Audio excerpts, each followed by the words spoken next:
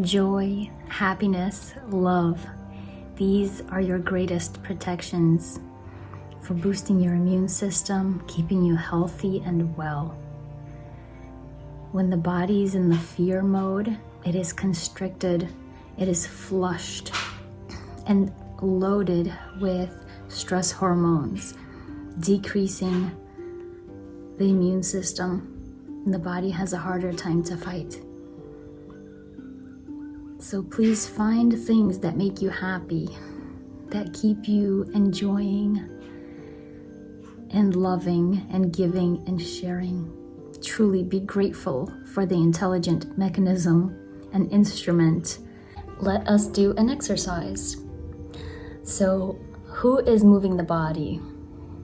I am. Who is feeling the emotions? I am.